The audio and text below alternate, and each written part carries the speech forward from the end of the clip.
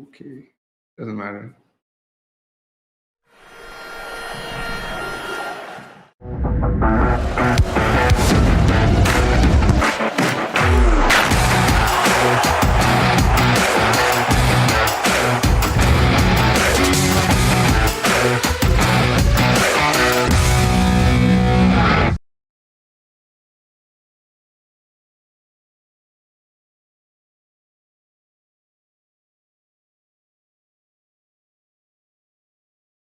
Great starts off.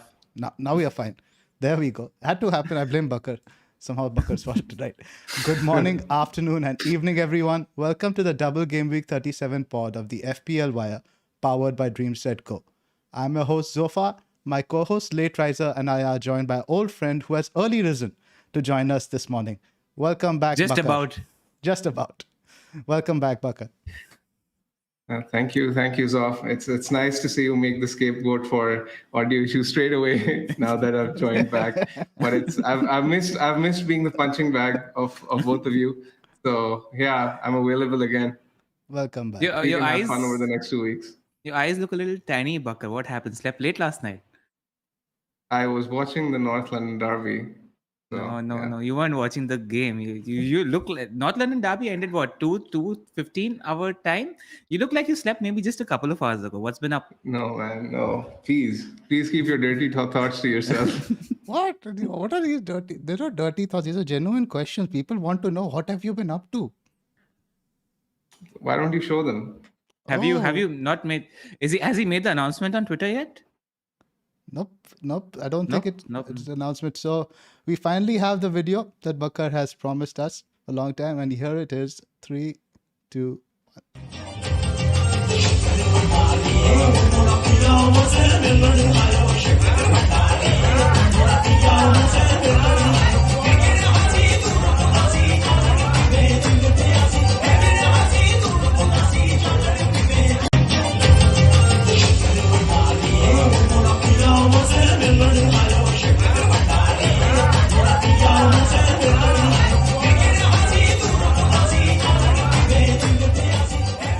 Moves and upward movement over there.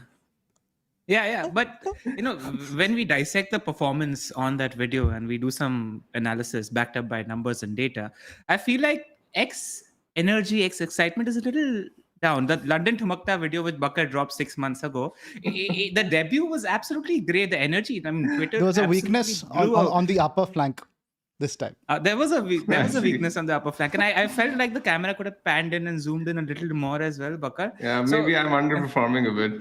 Yeah, you are underperforming a bit. Maybe your energies are going elsewhere at the moment. Perhaps, who knows? Expected data was still high.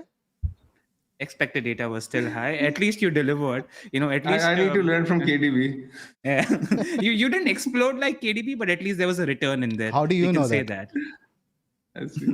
That's also true. It was just another pitch. That's all. Right. Okay, let's get into it. I'm so happy I don't have to read out the sponsor plug anymore. We have done right. You want to talk? No. Before the sponsor plugs, let's talk a bit of FPL. Bakar, how's the last 5-6 game weeks been? What you been up to, man? They've been okay. I mean, it's for me, it's been about damage limitation with no chips left. I think I'll use my last chip in Gameweek 29. I've been chipless ever since. But yeah, I've done reasonably well. Even this week, I had a 100+ score despite the fact that I didn't have any chips. Triple Chelsea did really well for me. I spoke to Zoff before the deadline. He convinced me to keep Mount, so thank you, Zoff. But overall, I'm very happy with the position I'm in. I'm 33 points better off than the top 10K, and I'm currently ranked 4K at the moment. So I'm hoping I can stay there. I mean, 37 Gameweek 37 is going to be very hard for me because I don't have any double game weekers, but I'm hoping I can hang in there with the 2 weeks left. Well, what do you guys have to say about the sheer swingy nature of this game week? It was nuts. I only remember 2 instances from the past which were this swingy. I remember I think both the triple captaincies in the past where we had Mane versus Salah, where Mane went off injured in the first half, and the Sane versus Aguero, where I think the community was split on TC between the two. And then maybe those few years ago when Kane went bonkers in the end of the season. Outside of that, the sheer...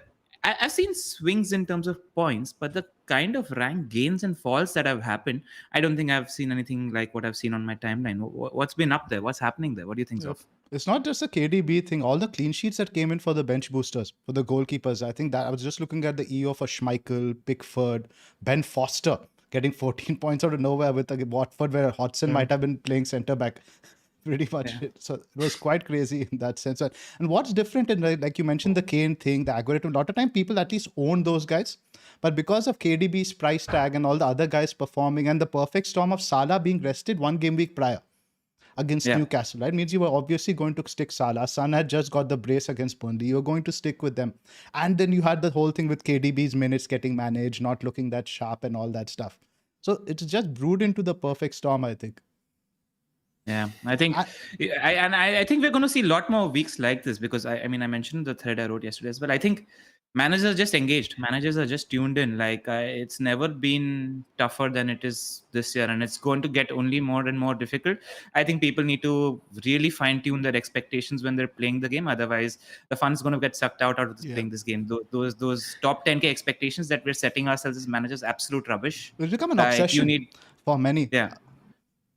It's Yeah, not you just you like, don't This need to. season, the season in particularly is much more swingier than the normal average season, and I've noticed that because of so many double game weeks. It's just been so many 50-50s have sort of turned out into brutal point swings, which isn't usually the case. Usually there are a few in a season, but this season there's been one every week or the other. So Bruno they've just with been a Bruno, bit too Ronaldo, brutal, all and that stuff. I I don't don't think we'll know. see a season like this, and in the times to come. I think this was purely a one-off in terms of the variance we've got to witness. I think in terms of swingy points and players, I think we've seen a lot of that. I think that's a little bit of recency bias just judging this season. I think what's happened is you're exposed to a lot more people and a lot more managers, and you're seeing a lot more things on because there's so much YouTube content, there's so much Twitter content. Every time you're logging onto Twitter, you're seeing at least 100 other FPL managers talking about how their weeks went or talking about other players' weeks, and you're just exposed to that a lot more, which is why I think it's perceived to be a lot more swingy. I think these swings existed, but we were maybe exposed to just 30 posters on the fantasy football scout community or something of that sort. So yeah, I do get it's been slightly more swingy, but I don't think it's as swingy as I think every season gives you these swings, especially because I've generally been on the other side of those swings. I mean, I've been on the end of a few Salah punches as well. But I just think you're exposed to a lot more. And I think if you want to play this game and have fun while playing it, that 10K thought needs to be taken out of your head and put right in the bin. Like, otherwise, you're not going to enjoy playing this game. Because there's too many players now, too many engaged, informed players. And I was looking at some data from Fix, and they were telling me that getting a top 20K finish is almost like tougher this season than getting a top 5K finish was like in 2009, or even a top 1K finish was in something like 2009. And that's pretty much from when it's been carried. You've carried the same number, but like with the quality and the quantity of players has gone up. Exactly. Yeah, the game has grown exponentially, and you look at the average casual manager. Back in the day, they weren't sort of exposed to this much information. Now they're aware of everything. It just takes one click on the internet, and you can get all the information you need. I mean, you look at so much content on YouTube, Twitter. It's just growing exponentially day by day. So I mean, I completely agree. The top 20K is perhaps the new top 10K. Yeah, I mean, if a non-engaged manager just got onto Twitter and I think read your thread once a week, and that's it, spend 10 minutes reading your thread, they'd do fairly well in the season. Not seen I any know football, people not like that who consumed. do that and who are beating me, and that infuriates me. But it is what it is. Yeah. So just take it easy, guys. Don't be obsessed. And the 10K just needs to be demolished. I think we need to just get rid of that thought. That's about it. Yep. A lot of it comes down to luck. I mean, look at KDB, the two ends of the spectrum. We saw 5 goals scored, 1 assist. The next game, 5 goals scored, 4 goals. Yeah. It is the way this game works. You can predict as much as you want to, and I think there is a certain amount of skill required. Maybe now in the current strata, earlier I think there was a certain amount of skill required to touch the top 10K back in the day, and then beyond that, there's a lot of luck that needs to go in your favor. There's a lot of variance that needs to go in your favor. I think similarly now, maybe I'd say there's skill required to hit the 50K mark. I think you need to make reasonable decisions, not stupid decisions, to get around that mark, 50K, 100K.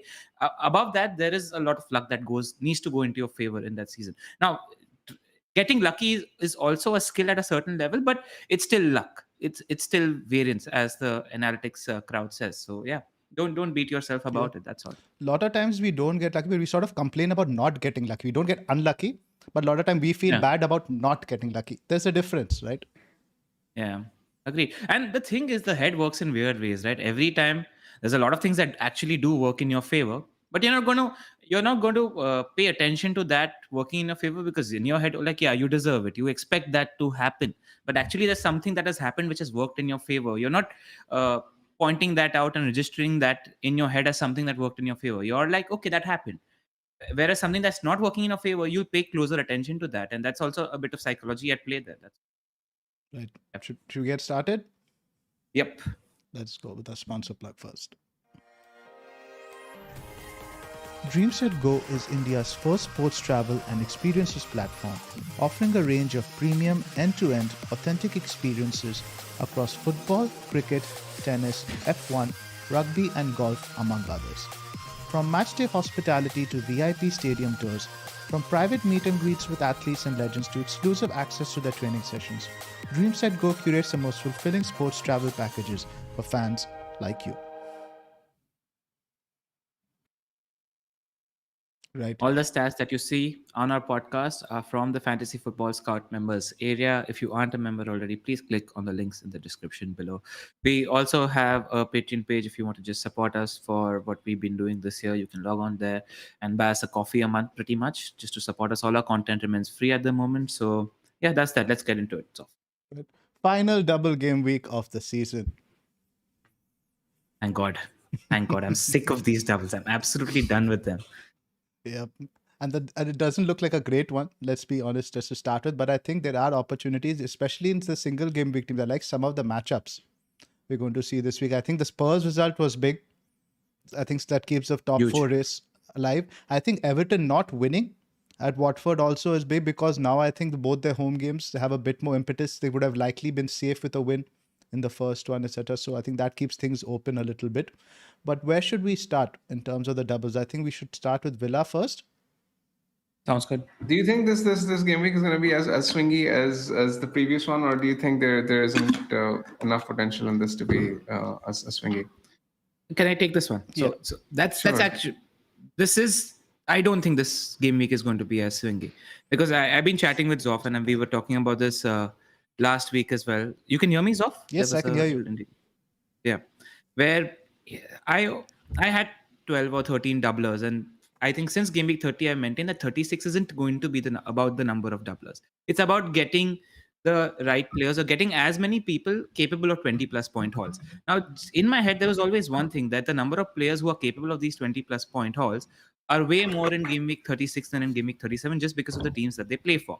I think that players in 37 are playing for mid-table teams like Aston Villa, Palace, Leicester, Everton, not even mid-table relegation fighting tables. I don't think there are going to be as many explosive players. Like somebody in that 36 team was going to post 20, 25 plus points. And you wanted to try getting as many of those hauls as we've seen as possible. I think Andrew Gorang also tweeted that off. We've had the most number of 20 plus point hauls in the It goes second up half now of the because season. you got Sun also added. So you get, I think, 21 or 22 now. I think the previous before that was like 13 or something. I think it might be swingy because what's going to happen? Flapjack was on the point where he said that temperamentally, there's going to be a lot of managers who are going to be high on confidence after getting in KDB or captaining KDB, and there's going to be a lot of managers on tilt who've gone massively down in ranks. So we're going to see some crazy hits or captaincies this week because people are going to think differently. It's the last 2 game weeks of the season. People are going to roll the dice as well. So it might be swingy, but I don't think it's going to be as exponential as a KDB haul maybe. What are your thoughts on that, Bakar? Yeah, I agree. I think as Pranil said, I don't think a lot of those players are explosive enough when you look at Villa, Everton. In fact, I think we might get to witness some explosive players from single game weekers. That's what I'm thinking because Liverpool have that kind of fixture. City against West Ham could be great given the form there, and even Spurs against Burnley. So, I mean, I think even if we do tend to see those hauls, they're likely to be from single game weekers, which sort of tends to reduce the variance in play. Correct. Let's go team by teams off. Let's start go with team Villa. by team. I just wanted to share some quick numbers, or we have put the wrong data in. Just a second, I'll just get that loaded in correctly. So in terms of the XG data, it's not encouraging at all. 1 second. What do you see there for the benefit of the listeners? Can you just read it out? Yes. Well, just a second. I've got the wrong images loaded up. I've got all the files from our earlier templates up. Okay, that's fine. That's fine. While Zoff is sorting those images out, Bakar, let's talk Villa. Who are you looking at? Do you own any Villa players at the moment? Because I know that you and me are chipless and Zoff's on a free hit. No, I don't have any double game weekers at the moment. Zero. Yeah, zero. I'm in trouble this week for sure. But my team is well set for. You have strong singles. Yeah, I have strong singles, but my team is really well set for Game Week 38. So I've got quite a few decisions to make. But from Villa, I think if I'm not on a free hit, I don't think I'd get any Villa, to be very honest, because they have City in 38, so it's a bit dodgy. Watkins is the main one to get if he's fit. If he's not, then Ings is the one to get. I would definitely, if I was on a free hit, I'd go with Cash and probably the two strikers. Cash, we know he's explosive. He's accumulated. I think he's fourth for penalty area touches since Gerrard has taken over.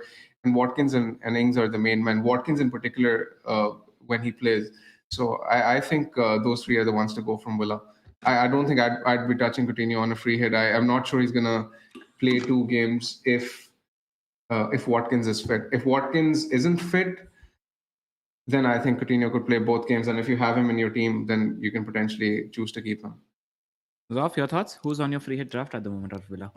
It's a lot depends, of course, on the Watkins injury. If Watkins is indeed out, that means it's more likely that Buendia and Coutinho are going to play both matches. But the schedule is a little bit interesting. Now, Villa's second game is on Thursday, and the final game against City is on the Sunday.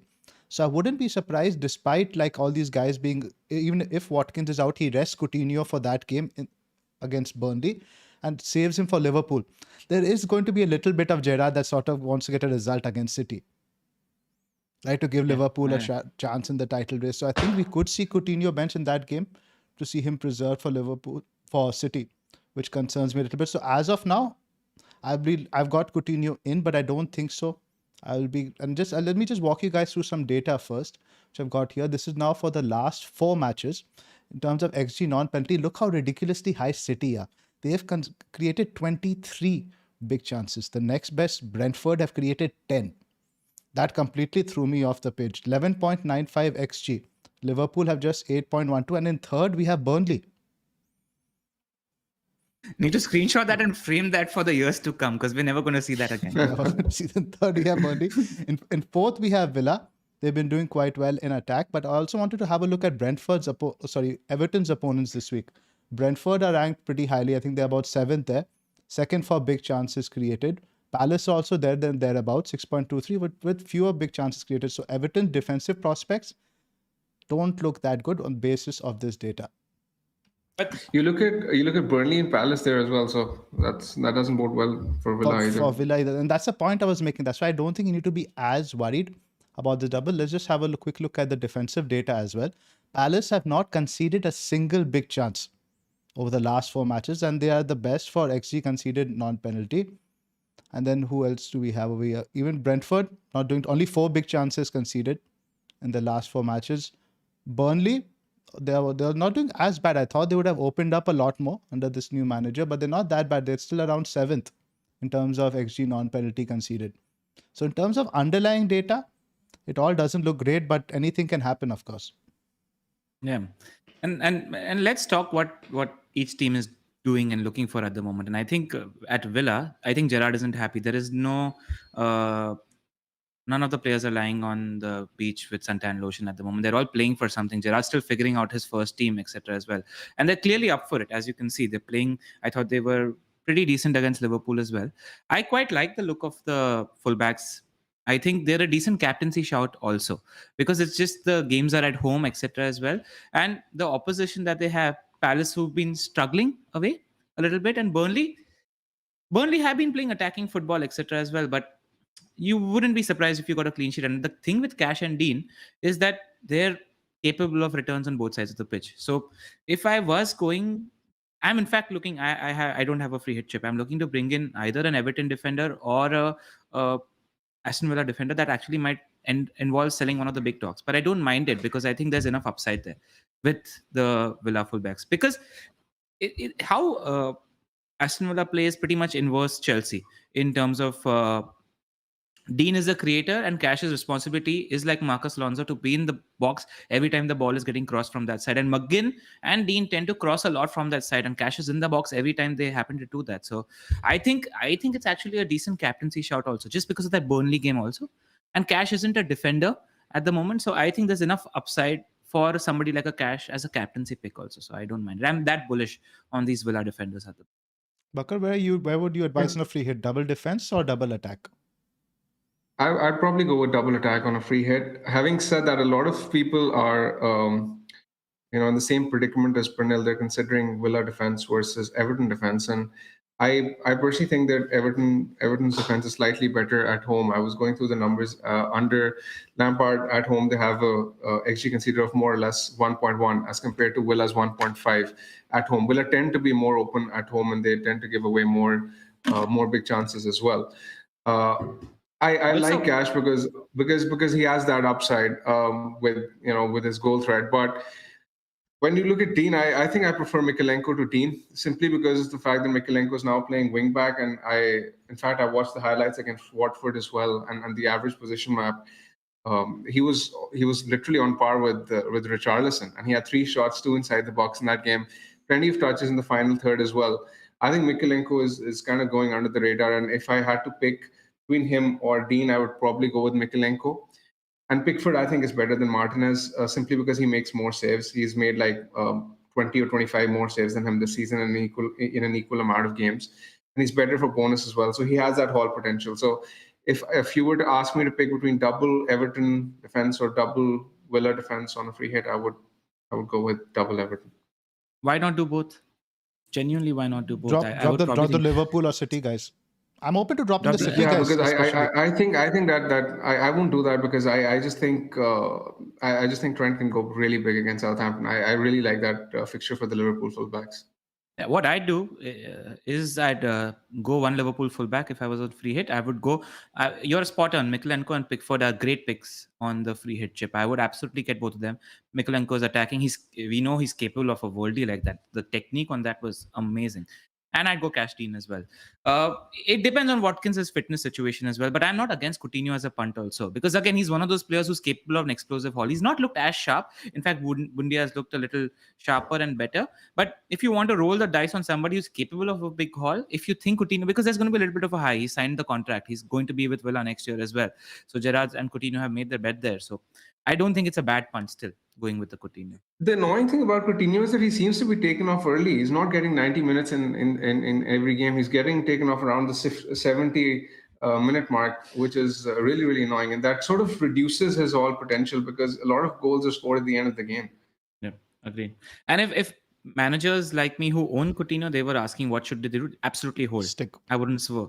Stick. Roll the dice on that one. Probably not buy. And like free hit is like a maybe where I am.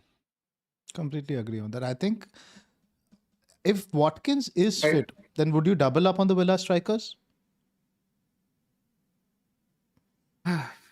Yes, if Watkins is fit, I would pick him over Ings, I think, irrespective, because he's more likely to play both the games than Ings. And then you take a call between Ings, Coutinho, and the second Aston Villa defender for where you want to go. I think where I stand is go ahead, Bakar. No, you can continue. I'll make my point later. I was just saying that if now, I think we can just put in both scenarios. If Watkins is out, I think Ings becomes an outstanding captain pick. I say even more so than Richarlison because you're good. He's getting 2 starts. But if Watkins is fit, I think that completely throws out Coutinho and Buendia as the options. Right? Because Gerrard has mentioned specifically he likes playing with these 2 nines. So if you have both the strikers fit, then the midfield guys become a complete no-go area. Yeah. You still hold if you own though. Yeah, absolutely. You still hold because you can 1.5 games you still get out of it is still a decent shout. But then if that things play out that way, then double defense would be the way to go, I think. Yeah, if Watkins isn't fit, then it's simple, and you keep Coutinho, right? But if he is fit, considering the fact that Villa have City in Gameweek 38, I potentially think you can sell him for someone like a Zaha because then Zaha has a better fixture 38 as well against Man United. And this week I think out of all the mids, he has the highest ceiling. So I don't necessarily mind a transfer from Coutinho to Zaha, provided that Watkins is fit. I wouldn't do it. That's interesting. I wouldn't. It's an interesting. I wouldn't switch to Zaha irrespective. I think Coutinho is on par as an asset despite the slide down when it comes to expected minutes. I wouldn't do it, especially because both the games for Palace are away and they have struggled on the road as well. And what Vieira is doing right now at the moment also, he mentioned as much in his press conferences, is that he's looking to find a shape for next year. He's going to give the academy players a shot. He's going to give the youngsters a shot.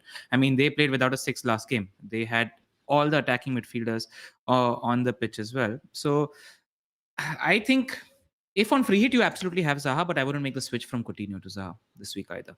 And I think you let next week be next week's problem because there is a double to player and there are points to gain in this week.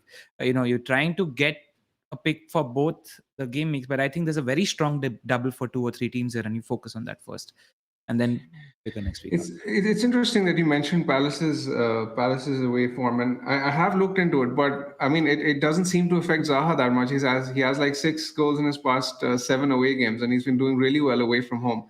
And yes, you're right about the rotation as well, but it seems as if Zaha is rotation proof at the moment, and Vieira seems to be changing everything around rather than Zaha. So I mean. I have no doubt when it comes to Zaha's expected minutes. No doubt at all. I think that's fine. And 38 is a great game. United are far, far, far on the beach. Like, it's a great fixture for Palace attackers. I'm saying that because we've just looked abysmal at the moment. It's a fixture. Exactly. So if I was making that decision, it would depend purely on Watkins' fitness. Fair enough. I think the X regret is going to be very high if you sell Coutinho. I'm not comfortable. There's probably a bit of bias attached to what he did for me in 28, but I'm just not comfortable selling Coutinho. What are your thoughts on the cash captaincy? Something like that? I'm not that confident on a clean sheet because Burnley need to score. I think Villa might win 3-1, and Palace are capable of scoring on the day as well. I don't feel confident on a defender. Only one I would probably feel if you'd say in defense, probably Pickford, just because the floor is so high, right? So high.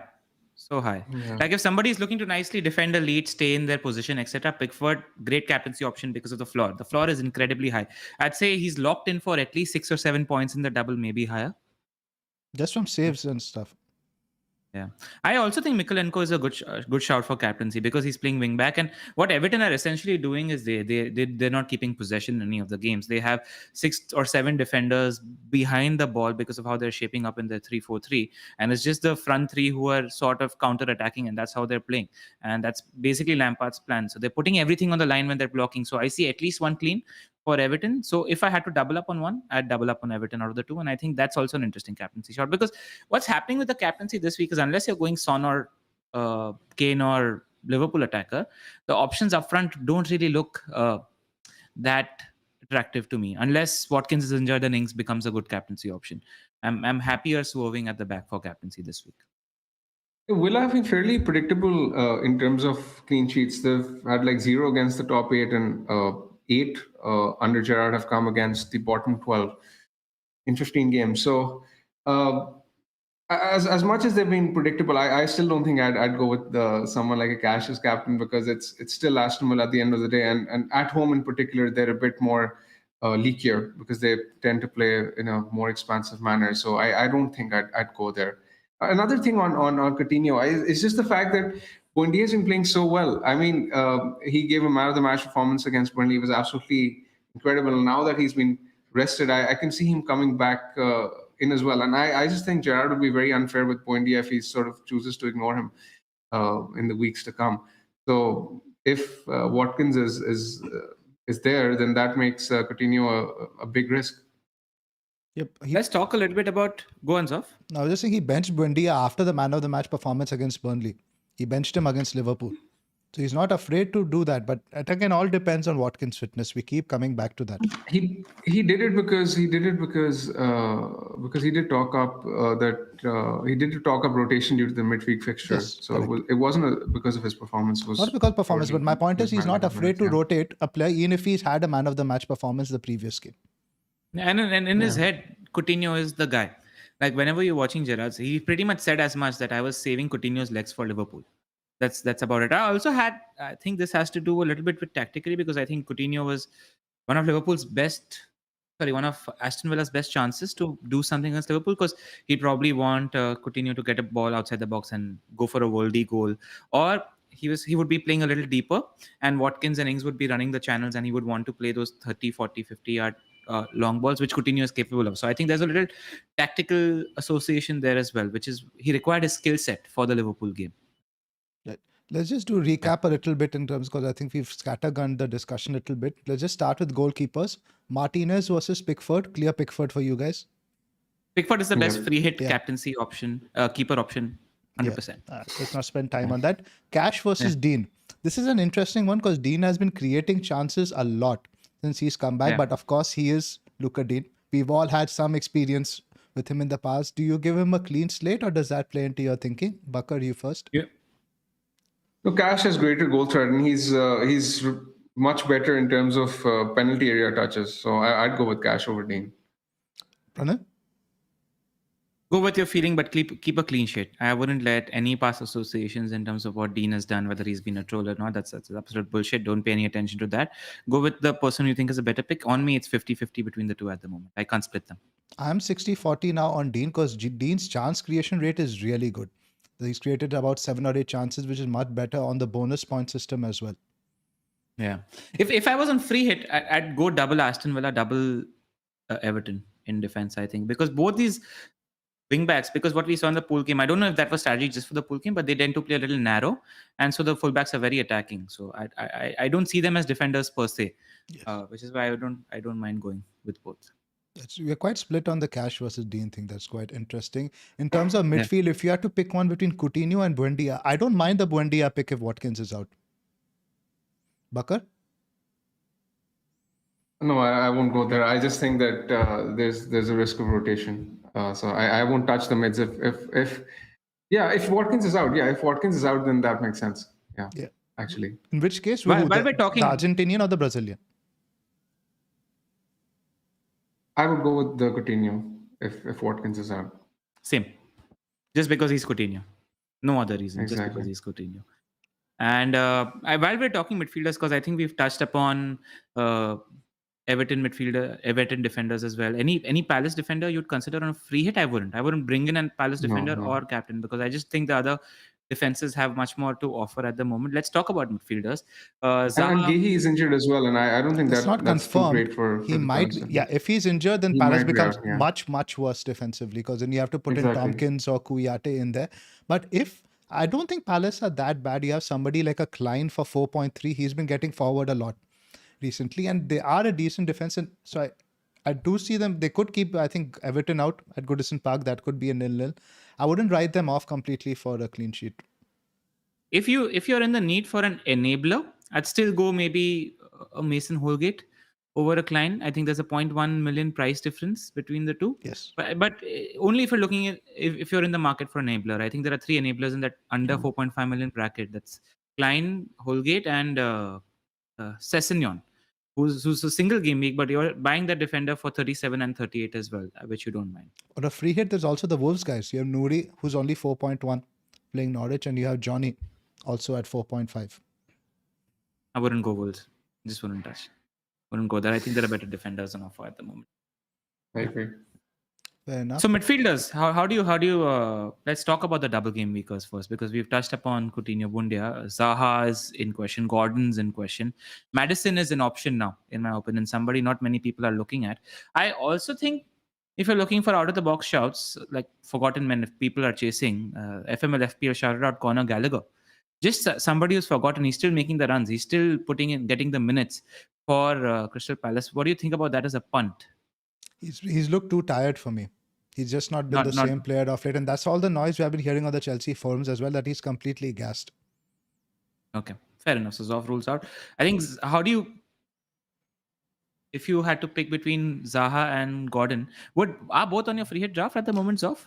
Gordon actually doesn't make it because I just don't rate Everton as an attacking outfit. And I think Gray has taken over a lot of the set pieces also. Now from Gordon, Yeah. I think Everton have scored 4 goals in their last 4 home matches. And now that they've gone to this back 3, they've become even more defensive. Fair enough. As an enabler, though, I don't mind it just because of the price. I would probably have him as a first sub option or as an enabler if you're looking like to squeeze in a Kane or a KDB as a single game weeker. Yeah. But I think on a free hit, there are better options out there than Gordon. Bakar, what do you think? Yeah, I completely agree. If you compare him to some of the other mids like Maddison or Zaha, I just think they have a much bigger ceiling than Gordon. And someone like Mikalenko could easily outscore Gordon. I wouldn't be surprised to see that happen. So I think there's more value in the Everton defense. Yeah, and I think if you're buying, like if you're in a situation like Bakar or me, I think Maddison is a good purchase at the moment, just because that Southampton game at home is also such an attractive fixture, and you're getting Watford out as one of the games of the 2 doubles as well. So you don't mind that. And what I like in terms of scheduling also is that Leicester are going to be playing Chelsea after their FA Cup final as well. So we could see some rested legs for that a slightly weakened Chelsea team, which might bode well for Leicester assets as well. So I don't mind Leicester picks as a buy or as on free hit at the moment. I think if you're buying If you're buying one at the moment, though, would you go with Madison or Zaha? Zaha. Zaha. Madison would be in addition to, Simply not because not instead of. It would be purely in addition to. The thing with Zaha is he's 100% on penalties, and Palace have three of these tricky wingers, Eze, Olise, and Zaha, who are all capable of winning penalties a lot. They have a tendency to win a lot of penalties just because of how they play the game, and the odds of getting a penalty go much higher over over a double. So I quite like that for Zaha. I'm Vardy? sort of thinking about that Coutinho to Zaha pick more. We're talking at the moment, Bakar. Yeah. So yeah, Getting more convinced towards it. Let's talk any Vardy. other midfielders before we move to the let's keep to midfielders. Good point. Yeah. The other guys I want to talk about are mostly single game week guys, I think. Yeah, we'll do the single game weekers later. I think just out of the doublers at the moment. Olise, Anybody else? Olise isn't really nailed. Barnes no, also I don't is think like, there's anyone who stands out. Yeah, I mean, Olise, Barnes fall into that category where you want to roll the dice on a punt. That's really about it. And I don't mind Olise over Eze if you're going there for a non-nailed Crystal Palace asset, just because he's incredibly good as a player. But with Olise, whenever I've seen Palace play, he just looks like somebody who has a lot more assist threat than goal threat, because he's on the byline and he's got a beauty of a left foot.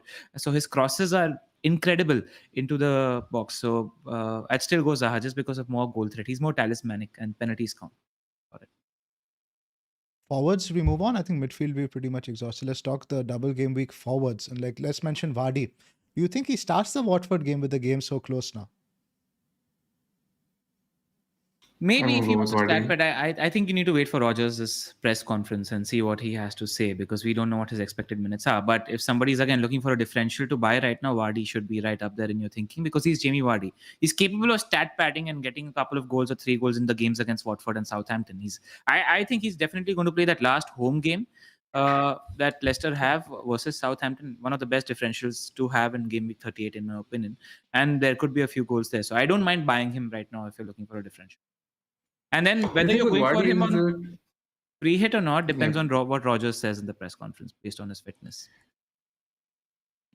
Bakar? Go on. When you look at Leicester, they've had like a game on Wednesday, then they're playing again on Sunday, then Thursday, then Sunday again. So I just think with someone who's just coming back from injury, I'm really not sure I'd punt on someone like what. I know he's explosive, but he's very pricey as well. And given the fact that he could be at risk of rotation, I don't think I'd go there on a free hit or even on a free transfer. To be very honest, I know he was really good against Norwich. His numbers were great, but if he's not playing both the games in the double, then that's not what you need. And there is a possibility that he could be rested for Watford and he plays Chelsea, which is like the worst case scenario this game week. So I just think that there are better options out there to be taken advantage of. Fair enough. Excuse me. Now, I think we've already covered Ings, Watkins. What do you think about Vardy's off? The only way I'm buying Vardy is if Samuel Martin tweets that he's starting. Fair enough. Good point. So people who are in looking for more ITK news, follow certain people on Twitter, and it might be helpful for free hit punts. Because in case somebody guys don't know, it's a Sunday deadline. Saturday is the FA Cup game. So most of the matches are on Sunday, so we could get some team news prior. Right. Any other strikers? I mean, Richarlison is sort of a given, I reckon, on free hit, just because penalties adds up and 2 home games. Everton aren't really creating as much. So what do you think about Richarlison as a captaincy option? I would rather go with a Villa striker personally. Because they're capable of more goals. I can see Everton sort of being 1 or 2 goals up and then shutting shop. Like they won't go for more goals. The fact that they didn't score against Watford is a massive dampener for me. Against that Watford team, like look at how many injuries there. They were almost, I think, 50 or 60 pence to win the game, and they still couldn't score. That's the lowest odds we've had for Everton all season in any match. This one, Lampard mentioned in his post-match interview that they looked a little nervous. It's almost like they were making sure that they wouldn't lose more than wanting to win the game. Like even when I was watching the highlights, they were all pop shots from outside the box, etc., gifting points to Ben Foster. Basically, it looked like they had Ben Foster in the FPL team. That's how the game planned out, because he just got a ton of easy shots in his hand there. That's what happened. And these are good defensive teams they're playing. Brentford, you look at it, they've kept recently Tottenham out, and a lot of other good teams, they've kept them out. I think Brentford are a much superior team to Everton, and so are Palace. Exactly. So you're not expecting too many goals. So if you own Richarlison, fair enough, but I'm with you. I wouldn't captain him. Because also I've owned Richarlison since Gameweek 28. He's also the kind of guy that needs 3 or 4 chances to put one in. He's not very efficient as a striker as well. So there might be a little frustration there. Just penalties is what works in his favor. Because again, over 180 minutes, that adds up. And he's nailed on for 180 minutes. Correct. So I'm not as pessimistic about Richarlison as you guys are. Simply because the fact that I sort of expect Everton to be more defensive Bakar. in away games. And why do you blush when you said that? Your face became red. Just when you were talking about Richarlison, all of a sudden Bakar's face is red. I think that's his planned transfer for this week. That's why now he's going to talk him up. Yeah, it is actually. Maybe, potentially. It's simply because of the fact that Everton's numbers in home games have been much better under Lampard, and I expect them to be much better at home. So I won't let these two previous performances change my opinion or my thinking on Richarlison. His underlying numbers have been very good, as you guys say. But Everton at home, I expect them to score at least 3 goals over the next 2 games. So if that's what I'm thinking, then I do think that Richarlison is actually a very good captaincy shout, and he's on penalties as well. So, I mean, I won't let these 2 games affect me. I think he's a great option for the home games. How many goals do you expect Villa to score? Potentially 4. Yeah. The ceiling feels higher. The ceiling feels higher for goals in Villa, right? Ceiling feels higher, but I think Richarlison is more of a talisman in the Everton team, and his goal involvement is a bit more predictable as compared to someone like, Ings or Watkins, because you never know who's going to get the points over there. I just think when it comes to attack, also the quality, the names at the backs of the shirt for the Villa players just much more superior at the moment. So they're capable of a mauling, which I don't think Everton are. I think just because of how Everton are also going to play, right? I think if they get 1 goal, they're going to make sure that 7 men are behind the ball and they're going to shut up shop. That's what they did.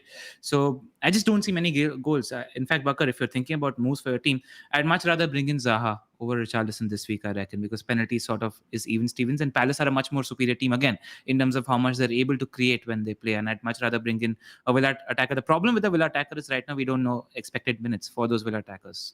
And 38. And 38 as well. So, yeah. It's the last time I'm going to admit it so openly. We're going to have Mr. Ten Hag next season. Hopefully things are going to be a lot better. Yes. I'm pretty sure they can't get any worse. Any other doublers? Any other doublers that we want to talk about? Mr. Weghorst, Bakar, your friend? He's not even. I didn't even consider him as a double game weeker. Remember when we were talking? I had 0 double game weekers. Things are so bad. He's on my bench, and I don't even remember he exists. I remember this. That's why I was waiting to mention it, because when you said 0, I remember seeing Weghorst in your team. Yeah, it's a 2 or 3 pointer waiting to happen. So yeah. But yeah, the main ceiling. Ceiling with Villa is all because of the Burnley fixture. I think Burnley, if they go down, they're going to go absolutely hammer and tong, leave them open at the back to conceding, because Burnley do not need draws. Burnley need wins. Yeah, exactly. Right. Let's talk about the single game makers now. I want to talk about Liverpool versus Southampton because I think that's a big game. I think let's go first. Let's start from the top. No, let's start with Spurs Burnley. We just work our way down, because I think now that we're seeing Son's expression after he went off and how upset he was, it really makes me want to captain Son as well. But it's the first game of a double game week. It just feels so anticlimactic. Yeah, fair enough. But that's psychology. You know that as an FPL player, that's psychology, and you don't want to ruin your weekend. I get that, because you're trying to get joy out of playing this game as well. But yeah, I think on free hit, I would double up on Spurs attack. That's the thinking in my head when I said that on free hit I wouldn't mind doubling up on Everton and Villa defense, because the attackers that I want are from Spurs and Liverpool. Single game week teams, correct? From the single game week teams, and maybe a Maddison or a Vardy type of punt in there as well. So that's the composition in my head if I was on a free hit team. But I don't own Son. I only had him on free hit. I have Kane and Kulusevski, so I'm just going to cross my fingers and pray. There's not much else I can do. Kane looked good yesterday. He took a lot of shots again. Yeah, I quite like Kane for this game also because I see Spurs capable of keeping possession more so than the average game, which is because what happens is when they're countering, Kane just doesn't have the pace to reach the center of the box as fast as Son does. And Kane is the only one capable of playing the balls beyond the defense as well. And I think patterns of play might differ when we're expecting Spurs to have games in which they keep more possession. So hopefully Son doesn't damage me as much, but he's absolutely killed me this season. Thankfully, I had him on the free hit, but Son, Kane, good options. Son, good captaincy option. I'd still go for the double, but Son, perfectly good captaincy. Yep. I think, but still, if you had to pick just one, it would still be Son. Yeah. Yep. If I had to pick just one, it'd be Son. Anything to add, Bakar here? Bakar, anything to add here? If you had to pick just one, Son or Kane? It's tough. I'd probably go with Son simply because he's going for the golden boot and he looks very hungry to score. And he's been carrying my season on his back for like a month now, and I can't be more grateful to him for the points he's given me. So I have a slight bias towards Son now in recent times. Nice. Bakar has become a little softer. There's something up, Bakar. Definitely there's something up. There's somebody in your life, I'm sure, because it's like just become much more softer in the way What the hell does that even mean? Your face is becoming red every time you have a conversation. Something's up. Even the video, it was much more elegant and graceful compared to the explosive first video that you dropped. I think something's up there. What do you guys think about Sessegnon as an enabler for somebody who's wanting to, let's say, put more funds in attack or something like that? I don't mind that as an enabler just for 37 and 38 because the 38 fixtures in Norwich. So I think that's a good pick as well. So the fixtures are good, but I think Burnley, again, they might score against Spurs because we saw the data is good. They have to attack. And Norwich also, it's the last home game. As an enabler, I don't mind, but it wouldn't surprise me to see Spurs concede in both games. Win both, but still concede. I see Spurs scoring goals. Yes, for sure. I do. That I do, but I also see them conceding. Yeah. Would you? I think Sessegnon is a great shout. I think he's a great shout this week and even for the next week, especially if, for example, someone like Laporte is injured and if you're looking for a replacement across 2 weeks, I don't think there are too many better defenders to own than Sessegnon with his explosive potential. I mean, I can see a double-digit haul in one of these two games. I don't even mind buying a Mykolenko despite the fixture against Arsenal in Gameweek 38 because I think Everton are going to shut up shop. I think they're just going to sit back and defend in that game against Arsenal based on what happens in terms of league state. But I don't mind Mykolenko as a pick if you're looking to buy also because I don't think that Arsenal game is too bad for somebody like him who's playing in a wing-back position. Arsenal's next game against Newcastle dictates a lot also. If they lose that, Spurs win, I think they're pretty much out of the top 4 race then. Yeah. Not out. It's still within 2 points right now. I think given that assuming that they play the same number of games, I think Arsenal are 1 point ahead. So either way, if Arsenal win and Spurs lose, then Spurs are out. That's what happens. That's true. Yeah. Cool. I think Villa. Right, let's move out to Villa, Palace, Leeds, Brighton, nothing. Watford, Leicester covered. West Ham, Man City. This is something I want to talk about. Kevin De Bruyne. I'd like to point out some comments he made after the game, which were quite interesting. And he was very clearly sending a message to Guardiola. He's like, this season, many times I've played in the false nine. A lot of times I've been asked to play out wide. But I feel this is very clearly my best position, playing in center midfield.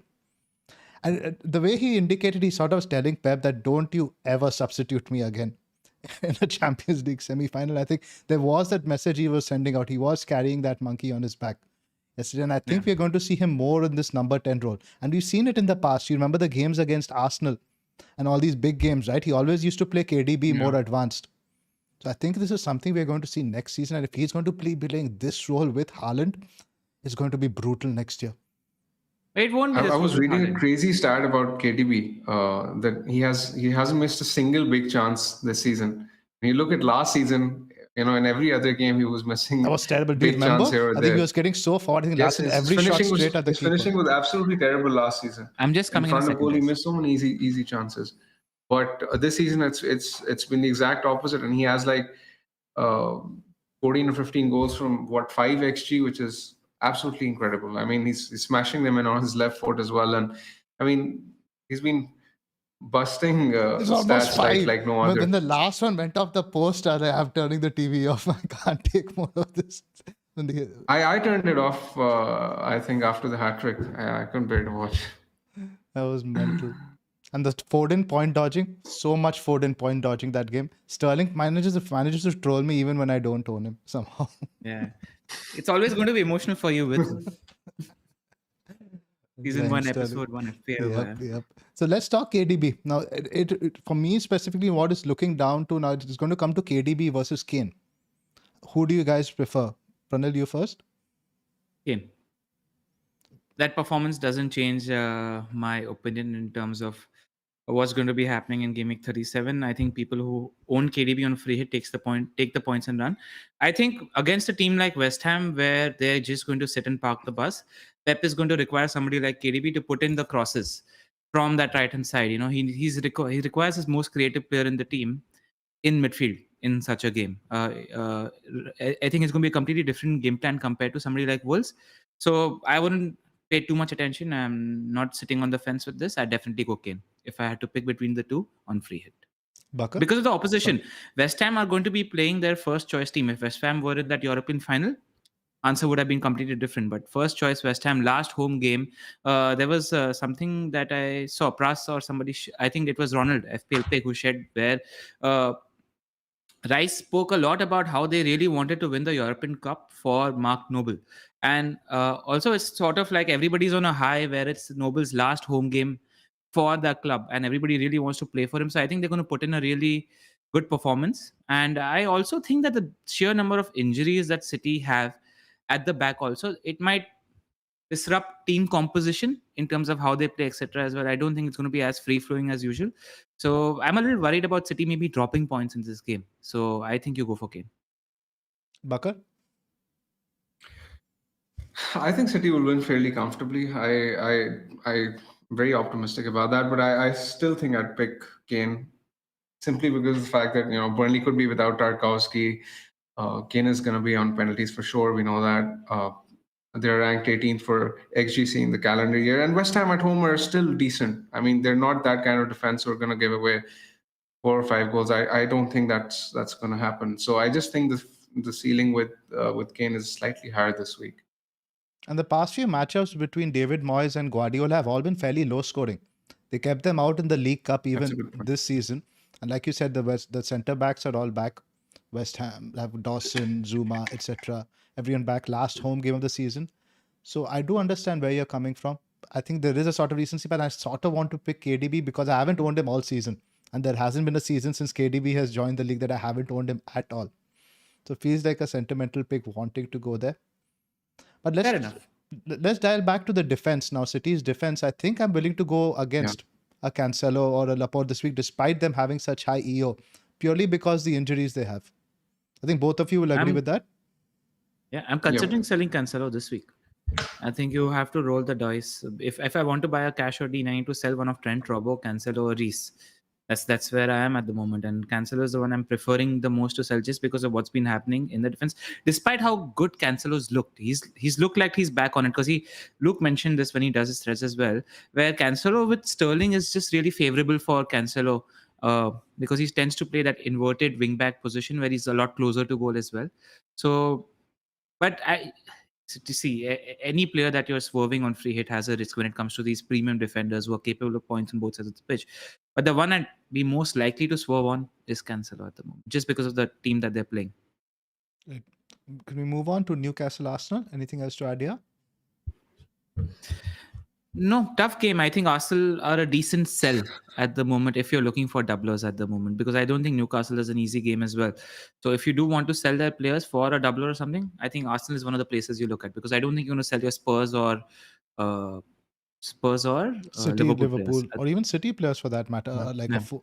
You won't be selling a Foden, De Bruyne. I can understand selling a Cancelo, but if you have a midfielder like a Sterling or De Bruyne, you'd probably want to hold for that. But Arsenal do have some injuries as well. I don't think Saka was playing very freely. Gabriel might be carrying a knock. So I think if you don't want to sell them, I think they were definitely benchable this week. I don't think you'd want them on a free hit for sure. Yep. Yeah, definitely not on a free hit. But I mean, Yeah, Ramsdale, Saka are the two ones. I mean, because I don't think Arsenal are going to keep a clean sheet now with the injuries they have. So that's a bit of a tough one. And with Saka, if you look at the other mid, someone like a Zaha, Saka to someone like a Zaha could make sense on paper. Right. Move on to Southampton, Liverpool. This is interesting. Now they play Tuesday. They have the FA Cup final on Saturday. And I know you guys mentioned Trent. I'm not confident Trent starts this one. If I had to pick a Liverpool defender for this free hit, I think I'd be more comfortable with Robertson because, as we've seen in terms of attacking numbers, they've been quite similar. Whichever one gets the higher return is a bit of a coin flip on that day. But in terms of X minutes now, you'd have to feel Robertson is more secure. Purely, he just had his rest. Yeah, and he needed that rest in that game where he got subbed off at the 60th minute. He looked terrible. He didn't look on it. He wasn't Robbo. He really needed that rest. Should have been rested in the game against Spurs based on probably what the physio must have told Klopp. But now you go Robertson. I do disagree when it comes to who does look better on paper because when you're watching Liverpool, Robertson looks the more advanced one at the moment. Trent really hasn't looked on it for a while now. Again, we know the capacity and the capability of the player at the moment, but Robertson in the past 10 weeks has looked the better player in my opinion. Bakar, do the stats say something like that? Trent's numbers are actually better than Robertson. So I am in the Trent camp, if you ask me, because I go with numbers usually most of the time. So I think Trent just has that explosive potential where he can haul. And in my head, I see Trent having slightly more upside than Robertson. And yes, I mean, obviously there's a case that he could be rested, but on a free hit, I'd assume we'd have one decent sub as well because if I was picking Trent, I'd do that. I'd probably have one decent sub as cover to cover in case someone like Trent misses. I just think he's too good to pass up because this fixture just seems like a haul written all over it to me. Yeah. I think you have 3 Liverpool, whatever you do, in whether you're on free hit or you're chasing transfers at the moment, because I think Liverpool will be targeting this game. I think Game Week 37 is probably going to decide the title either way, more than Game Week 38, because I think West Ham is not decide the title, but whether it goes into last year, because I think West Ham is a tough fixture for City. I think it's not going to be easy fixture given the injuries City have. And I think Liverpool will be eyeing up this game as the game in which they claw up the goal difference. A lot depends on what happens against West Ham. Let's say City do drop points, then I don't think anyone is getting rested against Southampton. Exactly. So the City drop they played points. before. Yeah, they played before. So that plays a big mindset. But that being said, with the GD, the way it's played out now, City can actually afford to lose still. Yeah, I know. But if there was one team who's capable of giving the goal difference advantage to Liverpool, it's Southampton. And the way they've been playing, I see 5 or 6 goals in this game potentially. I think the upside in this game is very, very high. If I wasn't free hit, I'd absolutely 100% double up on their attack. Like I would not compromise on that no matter what, because the haulage potential is very, very high. The midfielder that doesn't play in the FA Cup pile, you roll the dice on somebody like a Jota or Diaz if he doesn't play in the FA Cup final, or even go for a Mane if you just want to secure those points. But I double up on attack on free hit 100% when it comes to Liverpool. We'll have the lineups like before. Obviously, we'll see how Saturday pans out, but we all expect it to be most likely Diaz, Mane, Salah. Most likely, and this obviously depending on the lineup, is going to be Jota then. Yep. You roll the dice. I think you just go there. Right. Just going back to the whole Trent versus Robertson thing. One advantage also with Robertson, if you're worried about a rest, is if you put in Shimikas, you have a direct sub replacement for Robbo, but that's again taking up a third Liverpool spot, which doesn't seem suboptimal anyway. Yeah, I wouldn't do that. You just buy a cheap defender, somebody like a Sess or somebody on a free hit. Just place him your first defender, something like that. Persist with Salah? Yes. Yeah, I was going to come to this. Yeah, for sure. I mean, Southampton, as Pranil said, they're giving away chances for fun. They're actually 20th for big chances conceded in the calendar year and over the past 6 matches. So I think they're practically on the beach and they have nothing to play for now. So I just think this is that kind of fixture where Salah goes big, and I think this is the week where he does it. Fingers crossed. What do you think happened though? I just want to know your subjective opinion. That second game where he was benched again, rested again. Was it rest or was it Klopp saying that you're not looking as sharp as the other 3 attackers at the moment, and I'm going to play my best 3? Because I'm assuming we all think he's going to play in the FA Cup final. But what do you think after the Newcastle rest? What do you think happened? Bit of both. I don't think it was a rest. I think bit of I both. don't think it was a rest because he's already had his rest. Like barely a week ago, and we know Salah, he plays like 3 games a week regularly. So for me, it was basically a message from Klopp that he was looking rusty. Zoff? I sort of agree. And both the first half of the season, Salah would not be benched. It's simple as that. And I think since they've had the tactical tweak, and we mentioned it the last pod also, it's not been as great with Mane in the middle. Salah's position is generally wider, his numbers are lower, and it could be related to a message also related to the contract talks that are going on. Yeah, fair enough.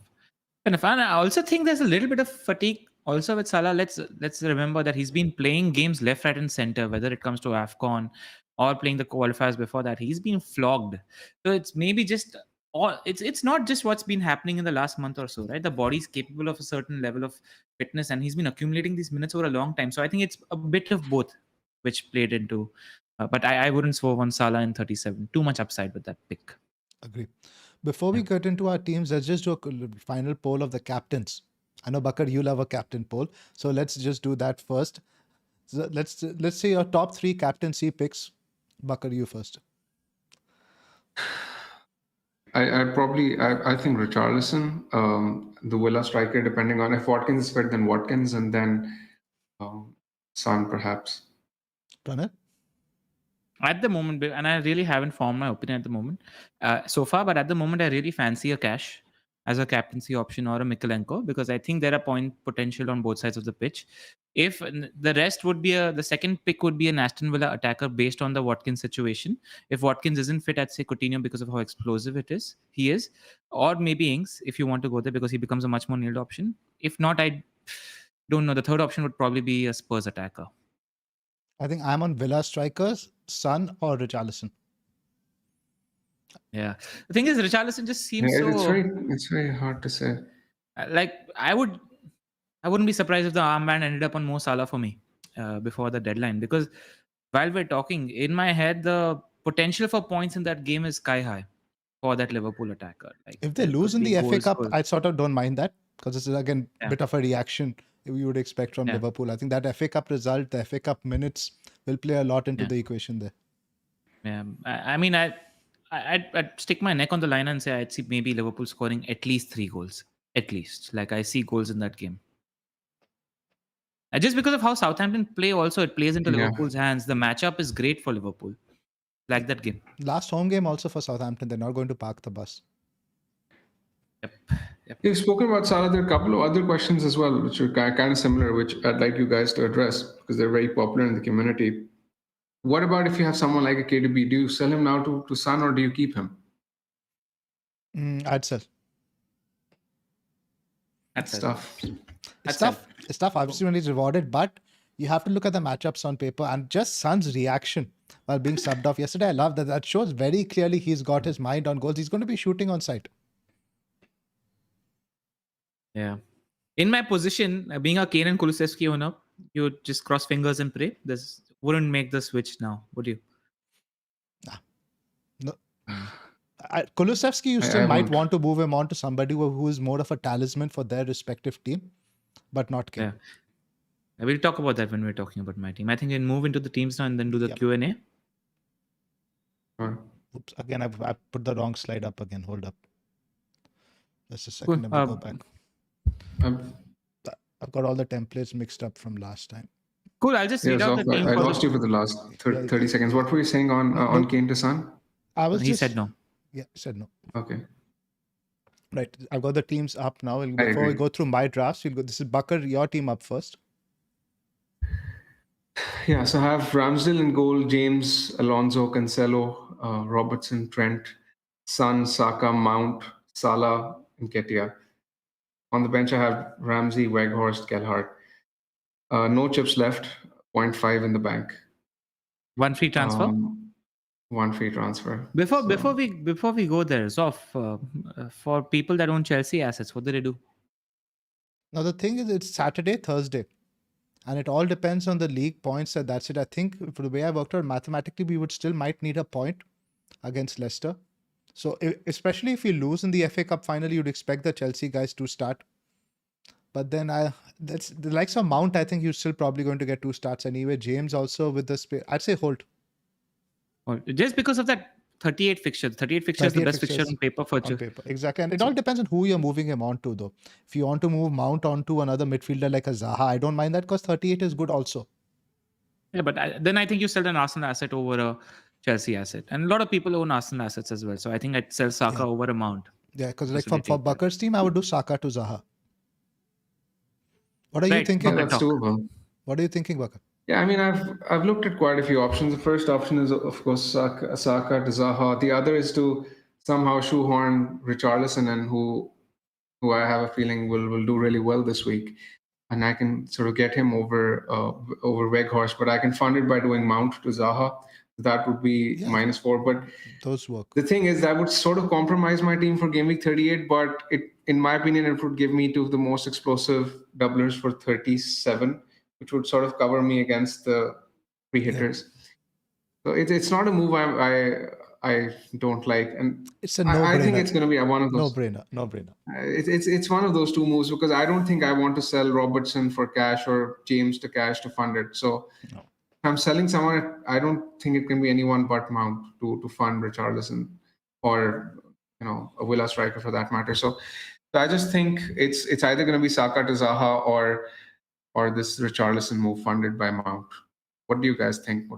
I don't like Which the way idea of would you selling go? Mount. I think you keep him. I think that Watford home game is really, really good. I like him as a pick. I like just Saka to Zaha. Saka to Zaha works because Saka's not been the same with Nketiah on the side. Yeah. Have you considered downgrading Cancelo? Bakar, is that on your mind?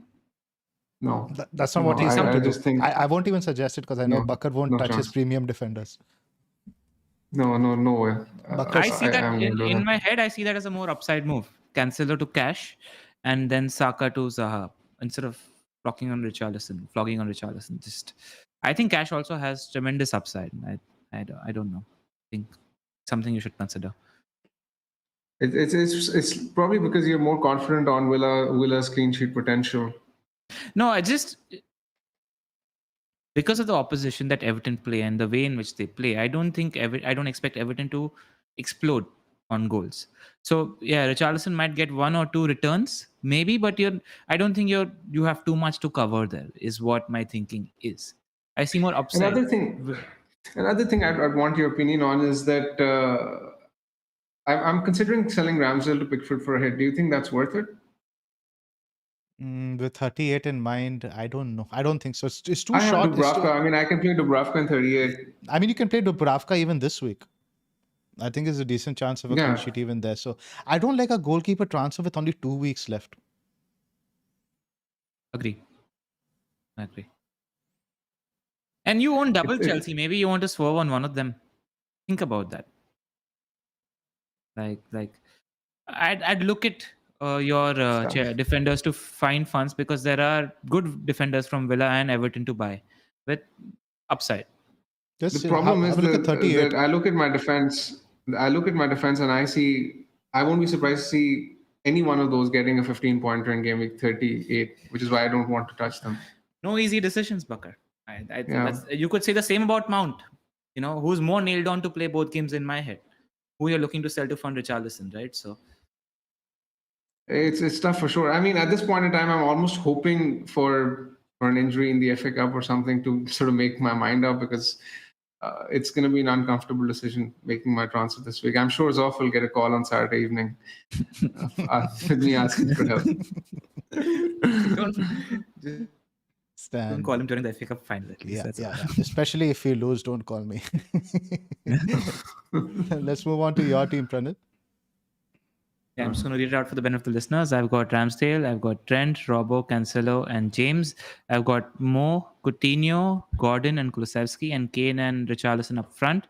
At the moment, the armband's on Coutinho, but I'm thinking of maybe selling Cancelo and getting in Cash or Mikulenko, and maybe doing the Saka to Zaha move as well. Those are the two moves that I have in my mind at the moment. That's You'd what bench what who? I'm Then if thinking you about. did the Saka move, who would you bench? Kulusevski? No, my bench is going to remain as is, right? No, but he said if you do Saka yeah. to Zaha, then you're bringing in, you have to take somebody off. Yeah, that's true. It's tough. It's tough. I don't need to take the hit. I can easily just decide to save the transfer this week and attack 38, but I'm naturally not tuned to do that with a double in place at the moment as well. So I don't know. I want to see if I can just afford Saka to Zaha as is and let Cancelo stick. How much do you have in the bank? I can't afford it. I'm 0.4 million short. Yeah, that's what I thought. It's tough. I haven't until right now I haven't even thought about what I'm going to do, because I'm going to do that once we get the presser news and once we get Villa news and once we know what happens the FA Cup as well. So let's see. Yep. Let's talk. I think I'm also little tempted by getting a Liverpool attacker, but it's just stupid to spend transfers to remove a Robbo or Trent. Yeah, you already got 3, so you have to do 2 transfers effectively. It doesn't make sense. Exactly. You don't know the guy you buy will start 38. It's quite dodgy. Exactly. Cool. I'll just walk you guys through a couple of free hit drafts I've made. This one I went a little bit crazy this morning. I wanted to see if I could include Kane, De Bruyne, Salah, and Son over here. So what I've done, I've got Pickford in goal, Holgate, Nouri, and Johnny. The Wolf wingbacks double up. Now that would easily be Klein and Sessegnon as well, which I don't mind. Which I think you could argue as more upside. Then De Bruyne, Zaha, Salah, Son, Kane, Ings, and Richarlison. So the only drawback in this, obviously, what I see is what I'm really missing is the 2 Villa defenders. And that's the solid. So you could put a De Bruyne to a Liverpool midfielder and upgrade both the Wolves wing backs to the Aston Villa guys, and I think that would be pretty good. Yeah, I think you're compromising too much to get one other big hitter in place. And I agree. So this is a bit more. And you don't really need to upgrade that because you can buy a Liverpool attacker on the cheap, in my opinion. Correct. This is the one I posted on Scout earlier this week with Pickford in goal, Dean, Robertson, and Mikalenko. Then with Coutinho, Zaha, Salah, Son, De Bruyne, Ings, and Richarlison. So the basic locks for me so far, I would say, is if Watkins is out, then definitely Ings will make it. If Watkins is fit, then probably I'd swap that. Richarlison is a lock, Zaha is a lock, Salah is a lock, Son is a lock. One Liverpool defender I would like to get, and I think it'd be Robertson purely for X minutes. And I think one Villa defender I'd really want, and Pickford. So I think about 6 or 7 players I'm pretty set on. Yeah. Fair enough. And I think that's pretty much the free hit core. I think that's going to be a very strong template. I think it's going to be just 3-4 players apart from that. For sure. Whatever you do, Zoff, go on to Liverpool attackers. Just have a strong feeling about that. I think it's a good upside chasing move. Yeah. I hope we beat them on Saturday, but I just don't see it given current form. Right. Send in your Q&A questions, guys. We'll do a quick Q&A before we wrap up. Right. Somebody's told me I can just do Coutinho to Zaha. Would you do that move, guys? After all you've talked about Coutinho? No, right? As said earlier, it depends on Watkins' It depends on Watkins' fitness, and I don't mind because of 38. 38, you could argue that Zaha has a better fixture than Son. Yeah. That's such a low blow. I got it. It's okay. It's got it for the last time this season. It's going to happen only this season. Yep. Right. Krish is asking Zaha versus Jota or Diaz? Zaha. Yeah, Zaha for me as well. Jota Zaha or Diaz? would be in my top 3. He would be in my top 3 assets this week. He would be a non-negotiable. He's probably if it's on free hit, if you're buying, then you don't know if Jota or Diaz are going to be starting in 38. If you're buying, then it becomes even easier. If you're on free hit, oh my god, I'd have both on free hit. You'd want both, but if either one, then I think Zaha is a no-brainer. Right. Yogesh Rupani sent in a what do you call this? Super chat. Hey guys, change anything here on free hit. That's his draft. Pickford, Anderson, Cash, Cody, Dean, Zaha, KDB, Son, Ings, Kane, Rich. No, I think he's got a fair amount of things covered. Oh, no, you get a Liverpool attacker in there, buddy. You definitely get a Liverpool attacker in there. It's too risky to go with a Liverpool, in my opinion. He's got that. Yeah, I think that's the main difference. Everything else is fairly template. Yeah, I'd shift KDB to a Liverpool attacker. That's what I'd do. Zwamir Boban has sent in a super chat. Hi guys, who would you each pick for a differential TC punt? Not fussed about staying in the top 50k, just want to go for it in a couple of minutes. Come on, high upside. He doesn't really care about Ings. Ings feels like the highest ceiling attacker to me. I'm going with Matty Cash. The Cash love I'll go with Ings as well, considering considering that he's looking for a punt, I think Ings has the highest ceiling. I completely agree with Zoff. I don't know. I like the idea of even Dean. I just go Aston Villa fullbacks and hope they keep 2 clean sheets and get a return. That's all. You've been talking about loving cash so much, you should change your Twitter handle to FPL Gold Digger. I'm a Gujarati, na, Zoff. So it's in my nature. I get it. Yeah. Varun Jagannath. Hi guys, love the pod. Was out on holiday, so couldn't BB in Gameweek 36. Saved by KDB captain. Have 2 free transfers, a BB and a free hit. How would you play it? BB in 37 because you have good cheap assets to target and free hit in 38. That's what I do. What do you guys think? Yeah, I absolutely. agree. Also, what happens is if you're using the free hit right now, you lose out on 1 free transfer as well. So use 2 free transfers. Take a hit if you have to. BB this week, free hit next 38 is unpredictable. Exactly. 38, you just don't know. Random benchings will happen. Yeah. Pickford. Okay. KDB versus Kane. I think we all answered. We said Kane. Yes. Who is the best second Liverpool attacker? You need to decide that after the FA Cup final and then guess based on who started the FA Cup game. We think it's going to be Jota because I think Mane, Salah, Diaz is the first choice from 3. Right. We have somebody who's 6th in the world, Rob Mays. He's asking Richarlison or Ings in for Pookie. Wait for Watkins news. If Watkins is injured, go Ings. Agree. I'll go with Richarlison. Cool. Couple more questions. Maddison or Coutinho? I think at the moment, Maddison. If you're buying somebody, Maddison, because of the Game Week 38 fixture. There are goals in that game. Will he play 3 games? games? I did notice, he's going to play the last game for sure. I think the last home game of the season, they're going to go on a high. They're definitely going to play. And there's something about, Madison's post-match interview was fine, where he said that we're professionals and we just want to show that we're here and we're capable of good displays. And they haven't really been they've not had good league performances. Now that the big dogs are back, I expect some goals. And Maddison, unlike the other game, was playing much further up the field against Norwich as well. So I quite like that. Let's say Maddison. Would Salah be a good differential captain this week? If not, who? He's looking to chase rank. We discussed his Son. I think Salah's a great differential. Salah's a great differential. Even Son, I don't think will be like, he'll be like what, max 50, 60. Who do you think will be the most captain this week? Richarlison. In the top 10K, of course. But it's going to be one of these weeks where I probably won't be surprised to see a captaincy above 100% EO. Maybe Richarlison comes close, but I don't see anybody else comes close there. No. Trossard for a free hit pick? No. I'd go with the doublers at that price. Krish makes a good point that even if you see Mane, Salah, Diaz in the final, are they guaranteed that one of them will miss out for Southampton? You still roll the dice. Yeah, of course. I mean, you take the chance in Jota. Yeah. Roll the dice. Or you swerve another big hitter and go with Mane, who's been doing really well as well. Yeah. Any concern that Young might affect Dean's minutes, give him a send-off? No, I don't know about that actually. We need to ask Adam and Tom about that.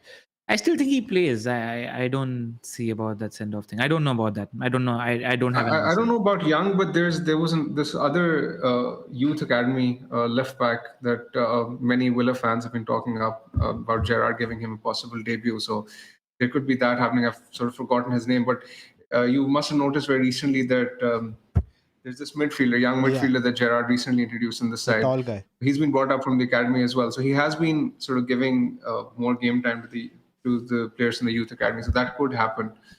I won't be too surprised. Right. Yep. No more super chats, please, guys. We'll look to wrap up in a couple of minutes. Cool. Any more questions? Let's just do. Spurs going to be fine with just 1.5 day rest. They have just 1.5 day rest. Yes, because they played yesterday and they play Sunday. It's a standard Europa League schedule. Yeah, but I think they're going to go against it anyway. Winning. And that's why the likes both of the games Son, at etc. home, got some. they've kept winning. I think winning is a big thing, right? You don't get tired when you're winning. Jimenez is a punt against Norwich, no? I like Neto. If I want a punt of a Wolves punt attacker, I would prefer Neto than Jimenez. Right. That's it, guys, from us. And we will see you next week, the three of us as well. Don't feel too bogged down if things haven't been going well for you in the last couple of weeks. We addressed that at the start of the show. Keep having fun, enjoy this game, and do what you want. Any last words, boys? Ahmad, see you guys next week. No, you summed it up perfectly. See you next week.